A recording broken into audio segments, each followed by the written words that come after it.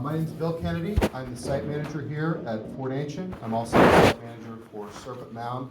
And it's my great pleasure to welcome you here today on this very special and unique day in the history, not only of this site, but in really Ohio history. This is a very exciting time to be here because, of course, we are celebrating Fort Ancient and 7 other sites in Ohio being inscribed on the World Heritage List.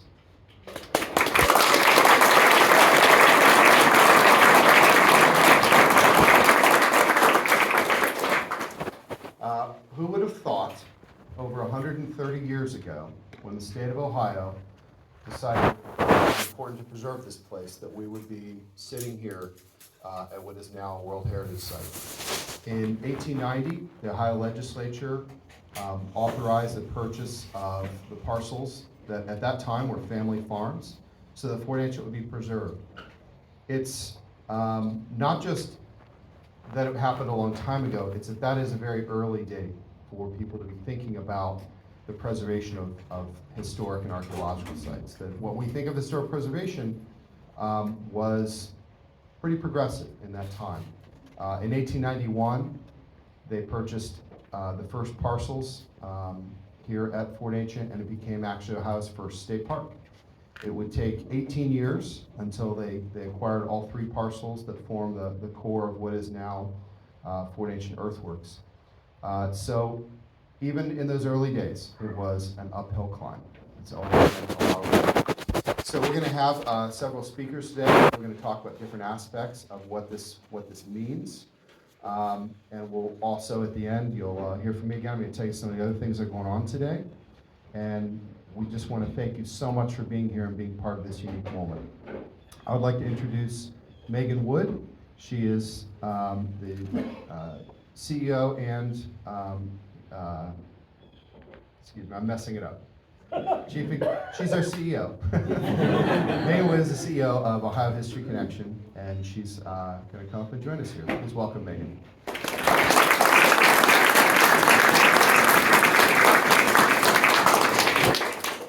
Thank you, Bill, and we'll just deduct a few points from your house for that. Well, welcome everyone. At the Ohio History Connection, our mission is to spark discovery of Ohio stories, to embrace the present, share the past, and transform the future. And I was one of the lucky ones to be able to go to Saudi Arabia in Riyadh and watch the very moment when the Hopewell ceremonial earthworks were inscribed to the World Heritage List. And I felt like I've been doing a lot of embracing and sharing and transforming, as our mission says, over the last few weeks. World Heritage inscription is, in the words of Governor DeWine at his last inaugural address, a really big deal. And it's a global movement post World War II, where we looked around at the world and almost the loss of cultural sites, especially in Europe, and said, how is it that we share and preserve and recognize the places that are most important to humanity? And so that's where we sit now, is in a place that is globally significant and is important to telling the story of what it is to be human across our entire history. And being in Riyadh and watching as other countries and cross countries nominations became inscribed in the World Heritage List, we knew that this was amazing, but it hit home even further. We saw a moment where an Israeli delegation was seated for the first time in Saudi Arabia, and Jericho was listed on the World Heritage List in the same meeting where our very sites have also joined that list. So to say that it's been an incredible experience is probably an understatement, but it's been so gratifying to be back home and to see how excited not just Ohioans are, Americans, and really globally, about being able to better tell the stories of these sites and to honor the people that built these sites and the Native Americans, the descendants today of those builders. And I think what comes next from this? This has been a moment that many people have been working towards for many decades, and I sort of offhandedly say, well, it's been coming really for 2,000 years, this moment. But I think that I look at some of the other World Heritage sites that I have some experience with. I think many of us are probably aware of Cahokia in East St. Louis and how much World Heritage status brought more education and attention to that site. I took a trip a couple years ago to Rome, and we think of ancient Rome, the Colosseum, as just always being important, but when you're there, you learn the story of how they were losing the knowledge and the history of those sites until really the Victorian period. And then there was a resurgence, and it's hard for us to even imagine a time when the Colosseum wasn't what we think of as the Colosseum. And then I also recently took a trip to Hadrian's Wall in England, a site that joined the World Heritage List in the 1980s. And it took the Romans 7 years to build that wall, and really it's a series of earthwork and wall. And it took the English government and municipalities 10 years to build a hiking trail that connected all the parts of the site. But what you see there is this incredible experience to be in the English landscape and experiencing their history, and not just of Hadrian's Wall and of the Roman Empire, but of much broader. And those are all the things that I'm so excited about now that we're here at this moment. And what World Heritage means for the profile of this story and these sites. And as Bill mentioned, the state of Ohio has been a long partner to the Ohio History Connection and the Fort Ancient, our first site added in 1891. We were founded in 1885. And so I'd like to welcome our state senator from right here in Warren County, and a great supporter. He was just reminding me that he had decades and decades ago also worked on the museum project. So, that World Heritage has been coming for a long time. So I'd like to welcome to the microphone Senator Steve Wilson.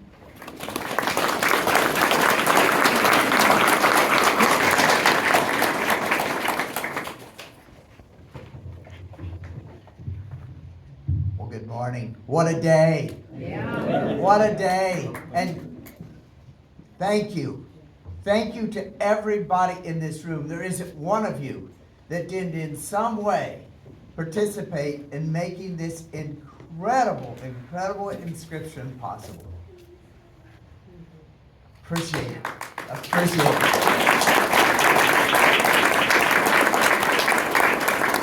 Well, apparently the legislature in 1890 made this the first state park, and the legislature continues to be proud of what you all are doing, what the History Connection is doing, what the Ohio Department of Natural Resources has done.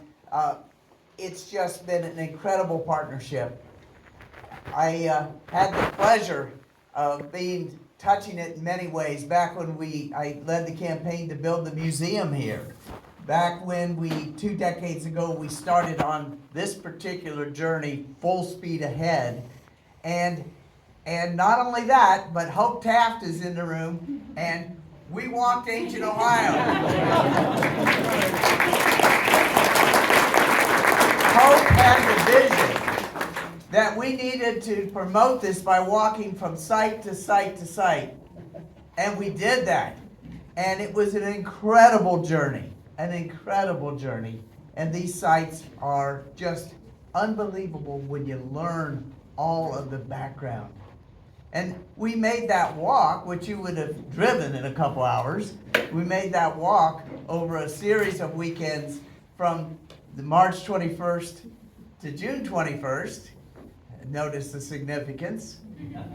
And one of the things it brought to mind was how different time was then. They made that journey. They walked from Newark here for ceremonies. They walked from here to Newark for ceremonies. They walked to Chillicothe. They walked to all these different ceremonial sites. And their intelligence was incredible. Incredible geometry and math and all the things that they understood that we took years and centuries to figure out ourselves. So on behalf of the legislature again, still involved and still wanting to be involved and still proud of this accomplishment. The members of the 135th General Assembly of Ohio are pleased to extend special recognition to the Fort Ancient earthworks as part of the Hopewell ceremonial earthworks that were inscribed in the World Heritage List at the World Heritage Committee meeting. This prestigious distinction is a fitting tribute to Fort Ancient. It has held an important place in Ohio's history. This site is one of 8 huge prehistoric earthen enclosures remaining in our state that were built by the indigenous Hopewell people to align with the key circles of the sun and moon and be part of Ohio's first World Heritage Site. Not only an excellent reflection on the Ohio History Connection, which manages the earthworks, but also a justifiable source of pride for the entire Warren County and Ohio community. It goes on, I'm not going to bore you with reading, but it says wonderful things, particularly about all of you that made this possible. Thank you very much.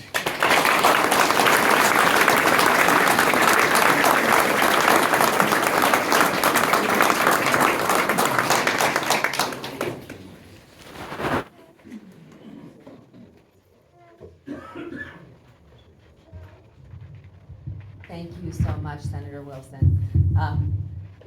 He has just been a true and marvelous supporter and continues to be. So thank you for being here today. We just so appreciate the fact that you walked with hope too, and you all can now share the stories, the on-the-ground stories of these places and the spaces in between is really special, because those experiences like Megan talked about at Hadrian's Wall, where people walk along the wall, maybe someday in Ohio it will be easier to walk than when you guys did it, right? So thank you for that. Good morning or afternoon, or I guess it's 11 something, so good morning. My name is Jen Altman, and I'm the Chief Historic Sites Officer at Ohio History Connection. And I have had the great fortune of serving as the project director for the World Heritage Project for the last 7 years. And so I am so happy that you are here today. Thank you for being here. And so what we wanted to share with you today is a little bit of a story about how we got here. And as the project director, it has been my job to hold pieces of that story, but it's not all my story to tell. And so I'm really lucky today that I have other people here to tell this story with me. And some of those people I'm going to call to the front, and many of you have parts of the story to tell too.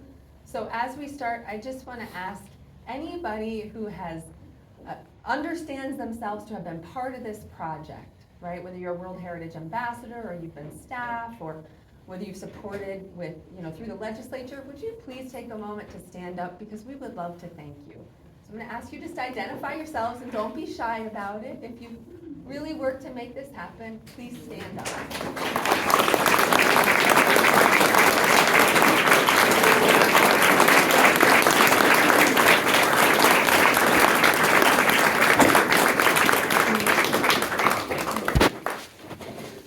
Thank you. And a moment of recognition and appreciation is not enough. So we will continue to try to thank everyone in all the different ways for a very long time to come. And so for today, because it's cold, I don't want to keep you out here for 3 hours, I want to move along with our conversation, and please think of it that way, as a conversation today, about how we got here, right? There's this World Heritage exists out in the world. Megan touched on some of its origins. How we got to a place where some people had the idea that these sites belong on that list, and we need to work to get them there. And so I'm going to invite a few folks up in a moment. I want to introduce them. So we want to talk about how we got here and why it matters. And so you've already met Bill Kennedy and Megan Wood. And I'm going to invite a couple of other people up. Brad Lepper is our senior archaeologist for the World Heritage Program at Ohio History Connection.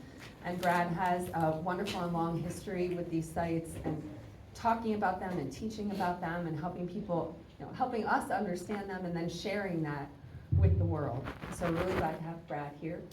John Hancock, Professor Emeritus of Architecture from the University of Cincinnati. John has been a really integral part of this project for a long time, and his own work I will let him tell the story of how he came to know about Ohio's earthworks. And then I would also very much like to welcome Chief Glenna Wallace to the front. Chief Glenna is a force of nature and just a wonderful and humble person and partner who has been, it's very hard to encompass her role in this, but she serves as the chief of the Eastern Shawnee Tribe of Oklahoma. So in addition to being the chief of a sovereign nation and all of the cities that are involved in that, she has also been working very hard with people back here in Ohio for nearly 2 decades to try to help Ohioans and Ohio History Connection, and in our previous name, the Ohio Historical Society, understand why we need to be working with American Indian tribal nations when we do this kind of work. And so, if we could please give a round of applause for these folks.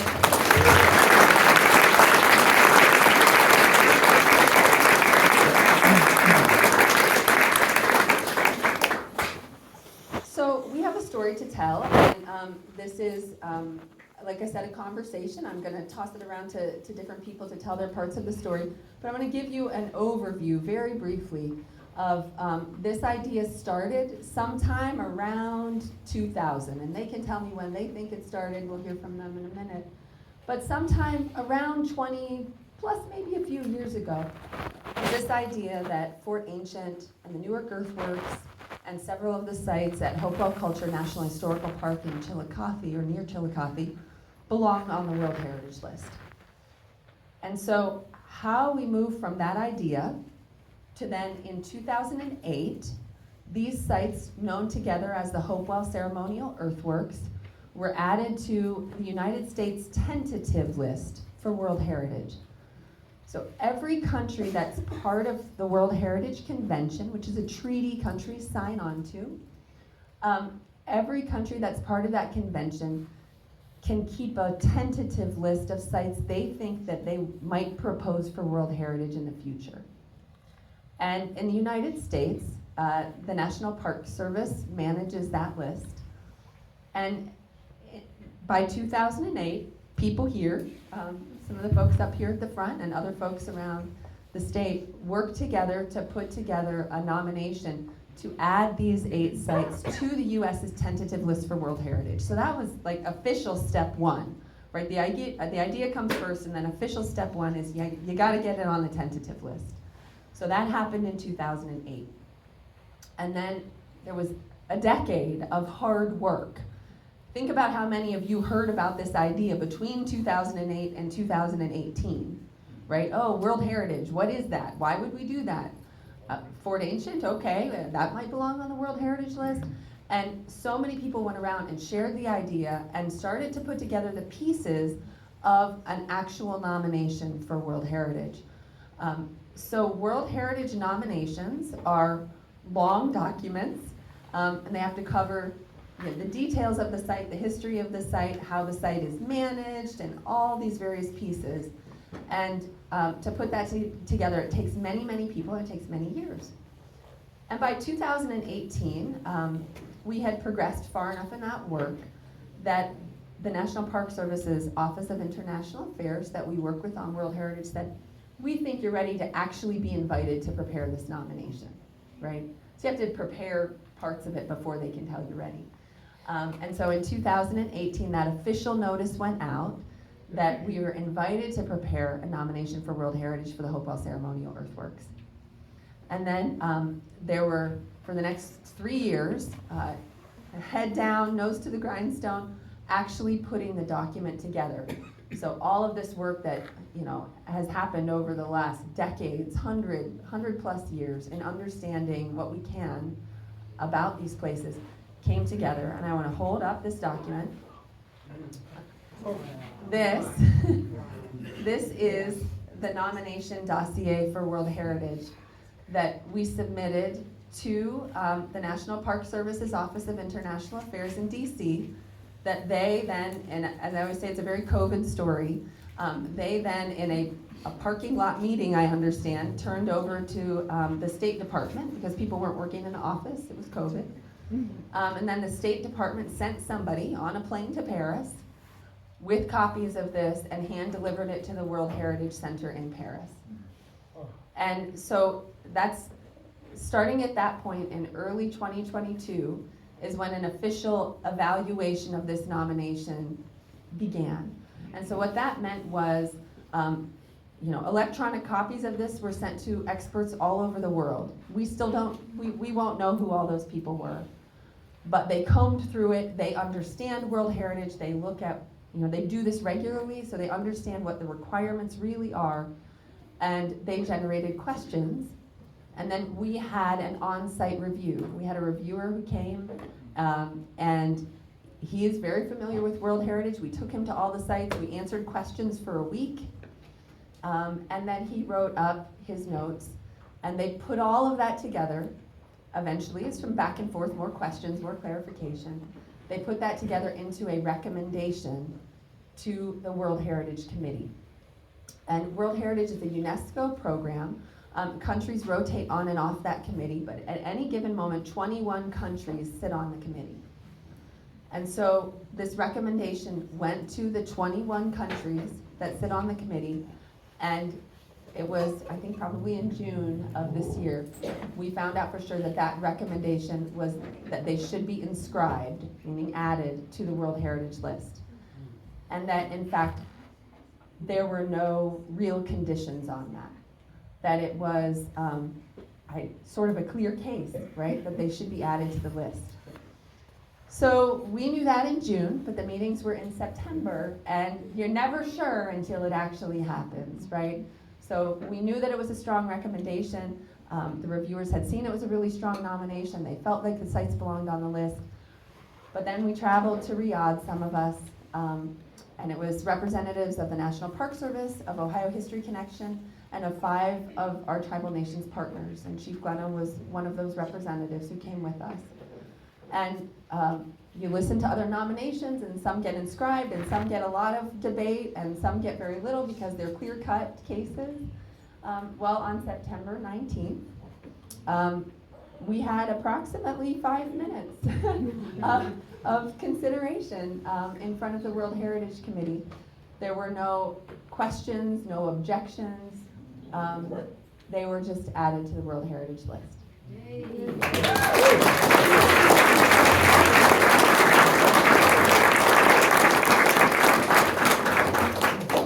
And it is truly, I think, one of the highlights of our lives, those of us who got to be standing there, to stand there and listen to that, and sort of an unbelievable moment. So that is the outline of the story. And then what we often say, and there are several people here and who remind us of this, that this isn't an end, it's a beginning, right? And so we're starting a new life and a new phase for these places and for awareness of them across the world. And what that means is awareness of them in Ohio, that people here, people will now understand that those aren't just, oh yeah, those are just mounds like everybody has, mounds and earthworks near where they live. That's not true. They are all over Eastern North America, but these places really are truly special. And so the work continues. But we take this pause, this moment, this commemoration to really acknowledge the monumental task that has been achieved here by so many people. And the point of this is in recognizing the ancestors, the American Indian ancestors who built these places, and their commitment to these places, and their genius in what they did. And that is truly the most important thing that we've done. And we'll continue to work on, because it's never perfect, but we'll keep trying to honor them every day. So that's the outline of the story and sort of my quick, not so quick version. But what I want to do is turn it over to some folks here who have been they've had different roles in the project over a long period of time. And we have, the 3 people sitting close to me have actually been engaged with this and this idea of World Heritage for much longer than I have. I started in my role in 2016. And so I would love especially to hear from Chief Glenna and Brad and John about the beginning of the idea. that these sites belong on the World Heritage List. And I'm going to untangle the microphone here for a second and try to pass this down.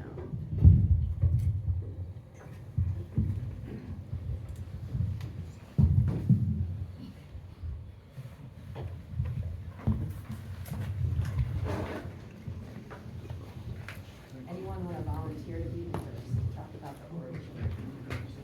Who goes back the farthest? Brad Lepper's just been elected that he goes back the farthest, so I don't know about that. Yeah, I suppose that's true. I was first hired by the Ohio History Connection in 1988 to be the curator and site archaeologist for the Newark earthworks.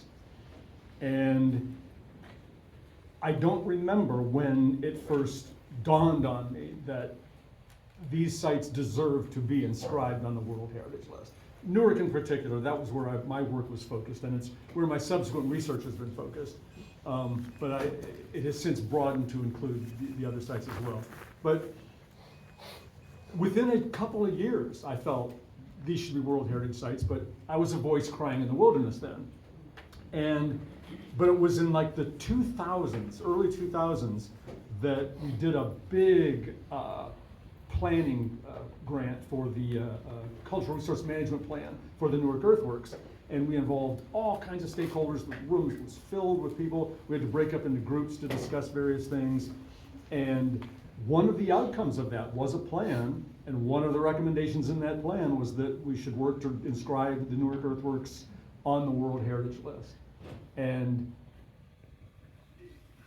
so that's where it really began for me. And then, of course, when the tentative list became open, was the next real big benchmark for when we jumped forward. And I suppose for me, though, not to add, I can't really add much to what everybody has already said about this journey, but back in 88, 89, whenever that realization occurred to me, to today, or to, I guess, that day in Riyadh when inscription happened, it was a kind of a surreal experience. And it was driving here today before it dawned on me what my feelings were. And my feelings were of a sense of fulfilling an obligation to the ancient indigenous American Indian people who built these amazing sites, that the level of recognition their achievement has been given is now at the top of the list. Yeah, right.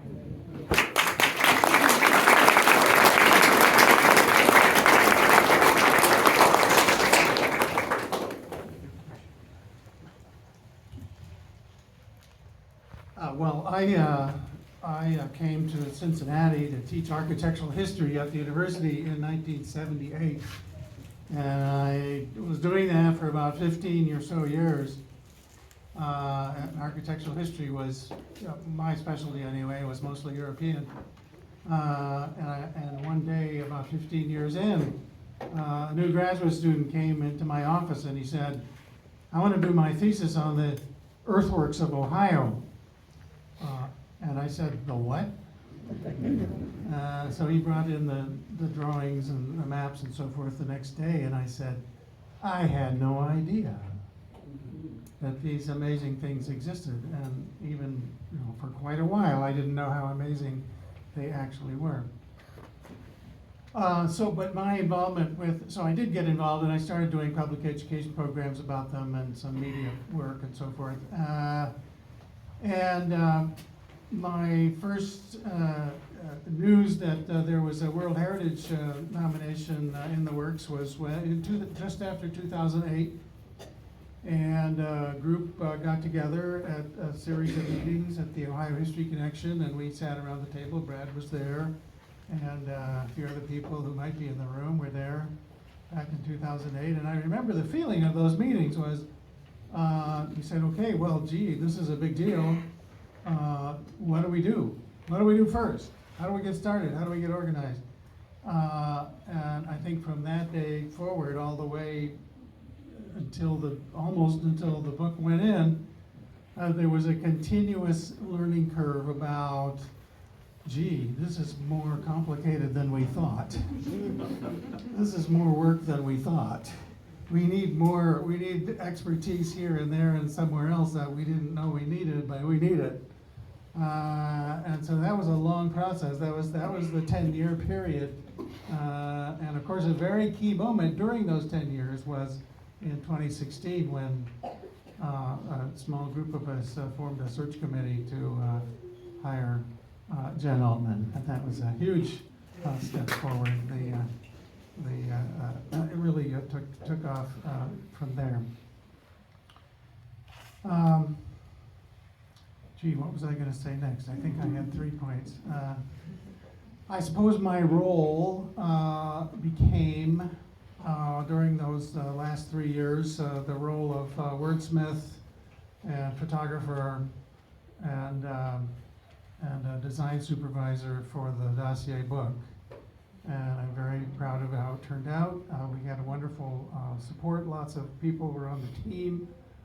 Lots of beautiful writing by Brad and others was already available to work with. And the job was to format it to the very much of a straitjacket outline that UNESCO required. And that was a lot of work. We had beautiful advice, excellent advice from, I call her Coach Phyllis. Phyllis Ellen, an official with the National Park Service, who has experience with how to put one of these together, what all the pitfalls are and what all the nuances need to be. And with Coach Phyllis's help, we put the book together, as well as the help of some brilliant map makers and book designers and so forth. I know what else I wanted to say. And this gets to the point of why this is important. UNESCO offers you 10 criteria to choose from in order to have your site inscribed. And the typical criteria for places like this around the world is a criteria which says that your site offers compelling testimony to a cultural tradition which exists or which no longer exists. Anyway, I forget how that's all worded, but testimony to a distinctive culture. That's how we sort of paraphrase it. And of course, these do that. They tell us about this culture that we call Hopewell, and they do it very eloquently. And that criterion alone would have been enough to get inscribed. But as we talked about it, as this committee worked on this and discussed things and put together the story that we wanted to tell, we realized that we could go for a second criteria on top of that one. And that criteria is criterion number 1 on the World Heritage List, that these are masterpieces of human creative genius. And that's where I think we get to what's really important about this is, yes, there was an interesting and important culture that worked and lived in Ohio 2,000 years ago, but these people were geniuses.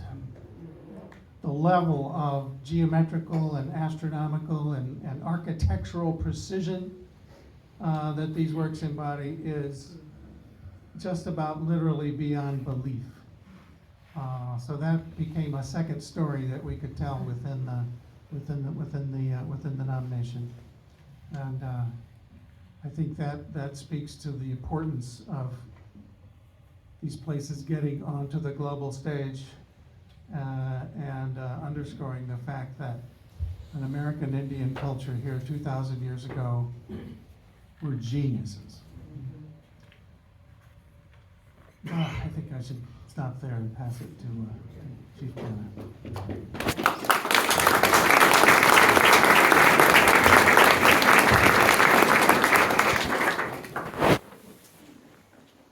You have heard from some of the most brilliant people here in Ohio today. I can't begin to express my admiration for Brad Lepper and the work that he has done, and I can't begin to explain what he explains. I cannot begin to express my appreciation to John Hancock. He has to be the best writer, the best organizer. We wouldn't have this dossier that we have without John Hancock. And oftentimes he doesn't get the recognition that he needs or that he deserves. All of these people up here are ecstatic about being named World Heritage. I'm probably the only one that's going to cry. Because you see, John used the word genius, and I'm chief of a tribe that we were the very first tribe to be removed from the state. We were forcibly removed. We were the first tribe to have walk on foot for 700 to 800 miles, to have more than 15% of our people to die on that walk, to bury people and to have to experience that death and go off and leave those people, and not knowing where they are today, not knowing whether we really buried them or not. But having lived a life as a Native American where we've never been called geniuses, instead the word has been savages. And that's a word that I've grown up with. So in the 2 minutes that I was allotted to speak, to accept this World Heritage designation on behalf of the United States, I not only used the word geniuses, but I said uncommon geniuses. Bill Kennedy began this morning by saying, welcome to Fort Ancient. I say, welcome to my homelands. Yes.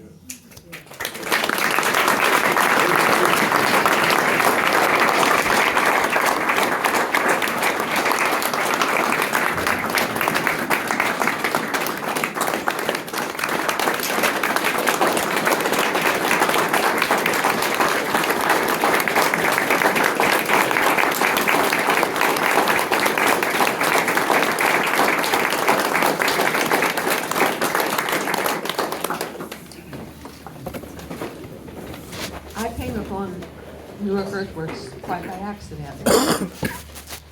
I had worked at a college, a small college, but a college that was very progressive. And I had traveled on behalf of that college because I was a director of communications and fine arts and design program. And fine arts and design was basically nil where I live, because I live in a rural area. I'm chief of an Oklahoma tribe, and I live within 2 miles of our headquarters where my office is. But in that 2 miles, I'm 1/2 mile outside of Oklahoma, and I'm in Missouri. And so I taught at a Missouri college, and so in order to try to expose our students to culture and fine arts, I designed a travel program, which meant that we were taking 2 international trips a year, plus 1 within the United States, and we were able to offer scholarships to most of these students, these not full scholarships, but where it was not expensive for them to travel. And in that, I traveled to more than 70 countries. I did not even realize that at the time that even though I was the one designing those trips, those countries and the places that we visited were famous because they were World Heritage Sites. So I had seen numerous World Heritage Sites. And then in addition to that, in the year 2000, the humanities director of the state of Missouri came to my office and said that 3 years later, the United States was going to be observing the 200th anniversary, the bicentennial of the Lewis and Clark expedition, the Corps of Discovery, and that many tribes were involved in that. And he felt that the tribes were shortchanged and taken advantage of, and he wanted to make sure that when we had that celebration in Missouri, that we recognized all of the tribes that had been mentioned in the Lewis and Clark journals. And he had asked me to be representative of those tribes and to travel throughout Missouri and other places giving programs. And I told him I could not do that. And he didn't understand and said, why can't you? Because I'm told that you speak several places. I'm told that you write, you do this, you do that. You've traveled a great deal. And I said, but one of the things that I have never done is no one knows the history of my tribe. No one. We have been so poor our entire lives. When we first arrived, our ancestors arrived, the documents indicate that the very first thing that the chiefs did was to go and beg for food for their starving people. we got down to only 69 people. In losing all of those people, we lost almost everything else. People say that we didn't lose it, that it's asleep, but it's been asleep a long time. In fact, it snores worse than I do. We've lost our language. I've been enrolled in language classes for 3 years, and I'm still limited in what I'm able to say. We've lost our ceremonials. We never recorded our history. We didn't even know who our chiefs were in the past. And so in 2006, I had been, in 2000, when this director of humanities came, my president encouraged me, in fact, forced me to say that I would do this. And I was told that it would not start until 2003, and this was the year 2000. So I had 3 years to do research. To research Shawnees, to research, because today there are 3 federally recognized Shawnee tribes, to separate and distinguish between those 3, and to learn our history, and to write a book about it. So in those 3 years, in addition to my regular teaching schedule and my supervisory schedule, I researched everything that I could about Shawnees, and in researching Shawnees, that means that you research a particular state. And guess what that state was? And that was Ohio. I researched a tremendous amount about Ohio. I came to Ohio as often as I could. I talked with people. I read everything that I could. And never in all of that 3 years, and then 3 years of giving programs, did I ever encounter the word Newark Earthworks. In fact, I never encountered the word earthworks with the exception of one, and it was Serpent Mountain. That was the only one that I had heard of. And these were books and materials being produced, written by people in Ohio. So not only had I not heard of it, apparently most of you had never heard of it either. We had no idea. We had no idea. And so I was elected chief of our tribe in 2006. I had been at the college for 38.5 years and had my retirement locked in, and never been one to kind of sit and do nothing. And so it was time for election in our tribe, and I decided to run. Interestingly enough, the first female was elected, and that was me.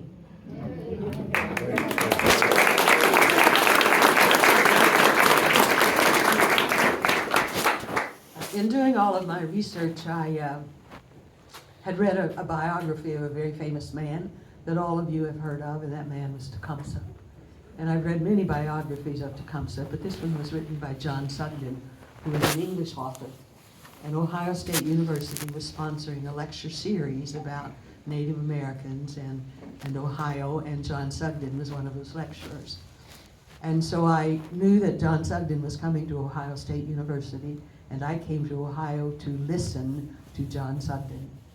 I did not have a single idea that the next day there was a trip involved with that, and that everyone who wanted to go could accompany John Sugden, who had to go. And he had never heard of a place called Newark Earthworks either. And we went to a place called Newark Earthworks. So it was by total accident, because I, along with John, had no idea that there was such a place. I not only had no idea, but I certainly had no idea that these earthworks were covered with a golf course. One of my favorite places in the United States to visit, and that I go back as often as I can, is Arlington National Cemetery. Arlington National Cemetery is about the theme of death. But when I visit Arlington National Cemetery, I always come away uplifted. There is a spirituality, there is an honor there, there is a recognition of our state, of our United States, of our country.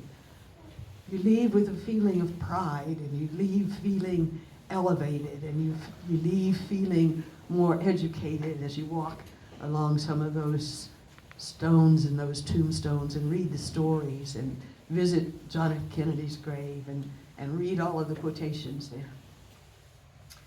And when I came to Newark Earthworks, earthworks were built by Native Americans, and they were built with a spirituality, with a reverence.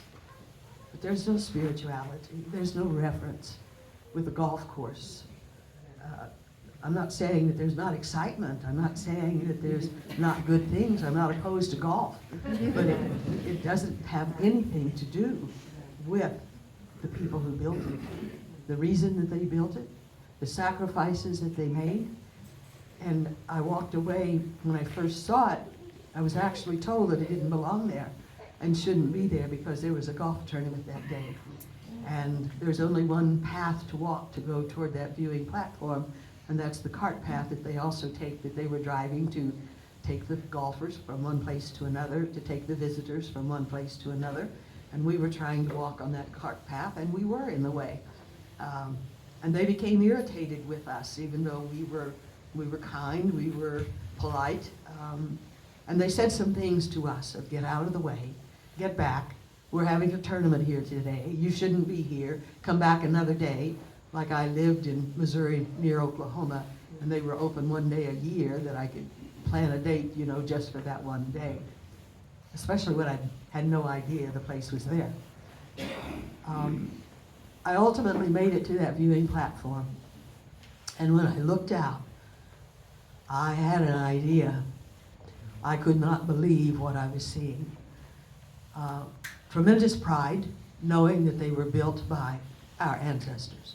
And I say our ancestors because it's not just the Eastern Shawnee tribe. It's all Native Americans, all of our ancestors. And to look out and to see that, and to see the size of it, the enormity of it, the genius of it, was just overwhelming. And for a brief moment, there was that pride. There was that exhilaration. But then when I noticed how people were treating the place, and how they were behaving, and that pride turned to disappointment and then to anger.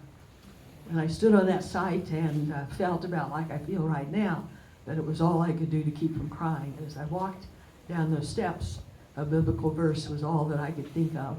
Father, forgive them, for they know not what they do. And in that moment, I decided in my strange, stubborn way, I don't know what one voice can do, but silence has been long enough. So I was not there to pursue World Heritage. I give these people all the credit for that. I had nothing to do with that. That was not my idea. And there were a few people in Ohio who did know about the Newark Earthworks and who had been to Cahokia and had talked with them as to why they had more people who come to see their earthworks than there at Newark. I give credit to Dick Shields, who was the manager, or not even the manager, he was hired, that's an adjunct facility, educational facility of Ohio State University, and he was the person there. And I met Dick Shields, and I met Marty Chatsmith, who is from Oklahoma and is a Native American, and I met other people, and they were trying to support Newark Earthworks, but they were getting nowhere. So they needed a Native American voice, and so simply by accident, and then by stubbornness, did I become that Native American voice. All I wanted that day, and all I wanted for years, was not World Heritage. I simply knew that it's not the people here today, it's not the people who live in Ohio today who were responsible for removing all tribes, because you had 44, 45, 46 tribes here in Ohio. You don't have a single one today. They made all of us leave. And so the people may have been eliminated, but what our ancestors accomplished should not be eliminated. Amen. That's what I was saying.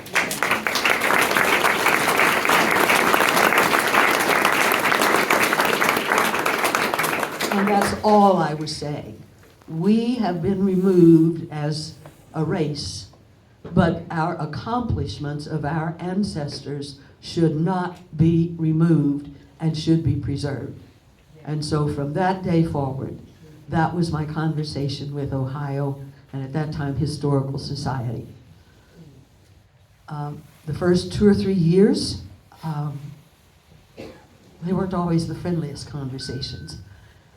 But I give credit to a man by the name of Bert Logan, who is no longer the CEO of Ohio History Connection, has retired, but he was the man who took on the official task and changed that organization entirely.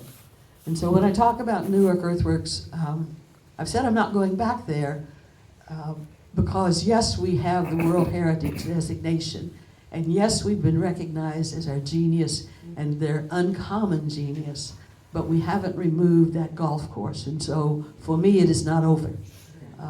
For me, receiving the designation of World Heritage is exceptionally important, but it's an incomplete chapter for me. I want that golf course removed. I'm hoping you want that golf course removed. And I'm hoping that each of you will do your part in helping to get that golf course removed. We have one more court case to go to. That's going to cost us some money. So these people here are going to be too proud to say, you need to donate something. I don't care whether it's a $5 bill or whether it's a $10 bill. We need to be able to raise the funds to pay because they still have a legitimate more than 50 years left on their lease. And we legitimately owe that. And we want to be honorable people. At the same time, we don't want to make millionaires of them either. So I had not planned to be here today. I was at another conference yesterday, and the theme of that conference is history is significant. And that is important here today, that history is significant. And the recognition of World Heritage simply says, and I shouldn't say simply, but it says you've proven your history. And so we've proven, and I would ask one more thing of you, you know, if you are here in Ohio and if you have a school system that has a mascot with the name of Savages, I would hope that you would speak up and say, we need to change that name. We need to get our schools to teach that Native Americans lived here. I've had people that I've worked with here in Ohio History Connection who have said that they have actually been taught when they were children in school that they were taught that the Indians died. Well, we didn't die. There are 574 tribes of us in the United States, and 39 of those tribes are in Oklahoma. And Ottawa County, where my tribe is, there are 9 tribes in one small county, and 7 of them were removed from this Ohio Valley. So I come back with tears in my eyes, appreciation, wonder for all the work that the people have done, but to say we're not through. We still have more to go. And so I thank you for being here today. I have a friend who's here with me, and her name is Judy Smith.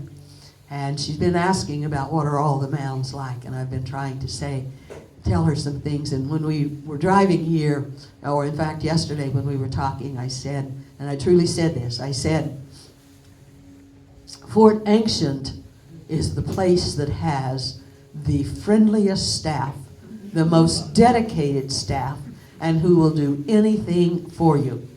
And I mean that. So, Bill, thank you for everything that you do. John Blosser, you were here for years and years. Thank you for taking care of this place. And Ohio History, thank you for stepping up and doing what you do.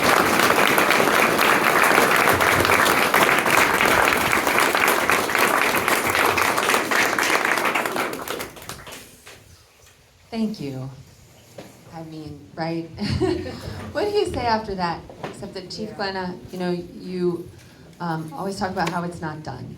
I mean, World Heritage is important, and it's a really important milestone, but there is more work to do, and it will take all of us. And so she alluded to the fact that you know, we're working on the leasehold at the Octagon Earthworks. I'm going to see if Megan Wood wants to give a little brief on that so you can know where that's going. Thank you, Jen, and thank you, Chief Wallace. I started with the organization in 2006, which I think was just after the last maximum moon rise. So we're gonna start giving out service pens in 18.6-year cycles of the moon, which is what is encoded in the octagon at the Newark Earthworks. As Chief Wallace said, that her work with our organization over the years, and then the work of my predecessor, Bert Logan, on at first negotiating and then going to the legal route to obtain the leasehold at the Octagon, has been over a decade really in the making.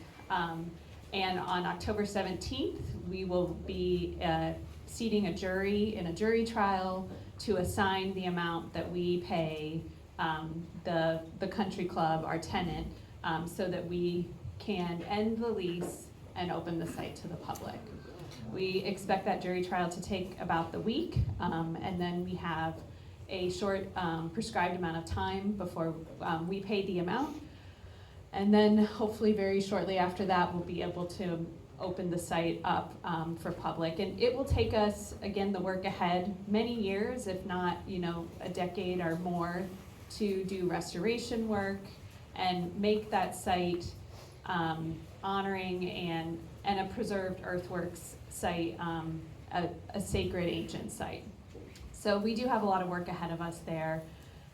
But we wouldn't be here right now and so close to that moment without many of the people that are sitting here with me, and many that are out in the audience. And I'm just humbled to be the steward of making sure that that comes to fruition and that we continue on the road. And I just also want to say briefly that as listening to today, that this whole process has changed who we are as an organization and how we think about our work around American Indian history. We have a policy now. We have a director of American Indian Relations. We have these really incredible relationships that they've made me better as a person, and I've benefited, and I think that's what I think we all that have been changed by this want to share with everyone else, because it's really been a gift. And even, I think, what did I say, stern kindness that Chief Wallace has shown us over the years to tell us what we really need to hear, but in a way that has been teaching, and I'm grateful for that. So please stay tuned for more news, and as we head into this jury trial. Thank you, Jen.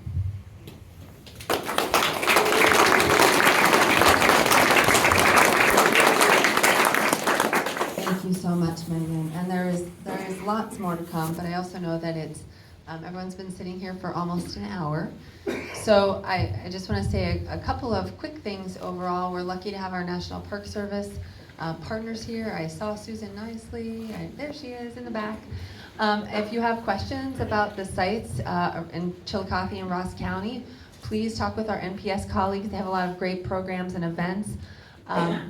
One of the things that's coming up, so people ask, okay, well, what's next after World Heritage? And Chief Wallace and Megan just gave you a really good glimpse at some of the big work that's ahead. And then on the sites, there's lots of work happening in terms of programming and events. We have an open house here again tomorrow. And then next Saturday, we'll be at Mound City at Hopewell Culture National Historical Park in Chillicothe and Ross County, having a more formal commemoration ceremony. That ceremony starts at 1 p.m. and it's open to the public, so I really invite and encourage you to be there with us next Saturday. They'll be doing some tours before and after, so you can kind of make a day of it. And then next Sunday, we will be at the Newark Earthworks. It's one of the 4 days per year that are set aside where we have full access to the site at the Octagon. We'll have events at the Great Circle, and those events kind of stretch all day. I think we're starting them at 10 a.m. and running through the day with tours. So next weekend is another great weekend for commemorating this part of the long and big journey that we're all on together. And since we're standing here at Fort Ancient, I want to invite Bill Kennedy to tell us a little bit about some things that you'll see here because of World Heritage and the continued investment and partnership with tribes that we're deepening. So Bill, do you want to just pop up here and then we'll run through the rest of the schedule for today and let people on their way.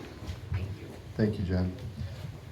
So one of the things that obviously World Heritage means is it means more visitors, it means more footsteps.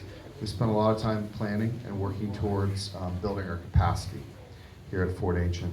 The good news is that Fort Ancient has a lot of capacity. People have been asking for years, they go, well, how are you going to deal with what if your visitation doubles or triples or more? Well, in the 1930s, Fort Ancient had visitations as high as 110,000 visitors a year. But we need to find the best ways to accommodate those visitors in a way that doesn't negatively impact the site. And in addition to the archaeological aspects and American Indian aspects to this site, we also have historic, things like this shelter, things from the 1930s that we're caring for as well. So we have some facility, upgrades and things that we'll be working towards. Interpretively is what is most important as far as the visitor experience goes. So we are beginning the early stages of making upgrades to the visitor experience, both outside with our exterior signage, making some upgrades to the interior.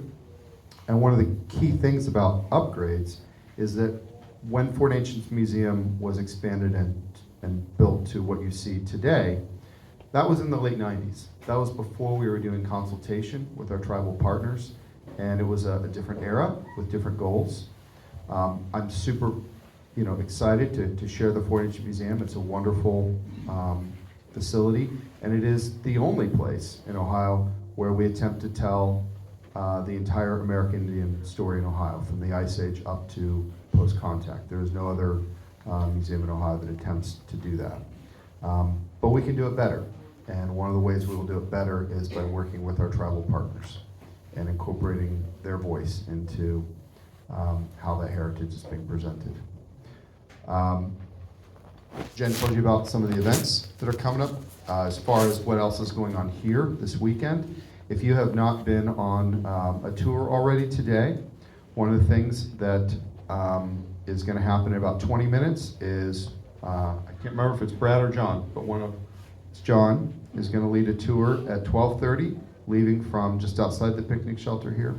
And he's going to take a tour of visitors from here and end at the museum. While you're here, if you've not been up to the museum, if you've not been up to the gift shop, if you've not been up to some of the things going on up there, please be sure to make the time to do that. We have a lot of staff working up there to kind of anchor the other end of what's going on here. I'm really proud, particularly with the work of our visitor services, Sarah and Connie, that we have a lot of new things in our gift shop. And one of the things that is best about that is we have a lot of new things that are from Native artists that are available up there. So I hope that you'll check that out while you're here. We will have another tour at 3:30 and another one at 5 o'clock, also from the shelter here. We'll be open again tomorrow with tours and programs. If you've done a tour or you want more, at 2 o'clock we have Bob Reardon here, retired from Wright State University. Bob ran 11 seasons of excavation on the Moorhead Circle here at Fort Ancient, and he's going to talk about that at the museum in the education room at 2 o'clock. So I hope that you will attend that if you want to learn, get a level deeper about some of the things that we've learned about Fort Ancient. So with that, do you want to make some final comments? I just want to thank you so much, Bill. Thanks for running through that. I just want to thank you all again for being here. I want to thank the wonderful people who are sitting here and all of you out there who have helped contribute to making this happen. So if we could just give another round of applause.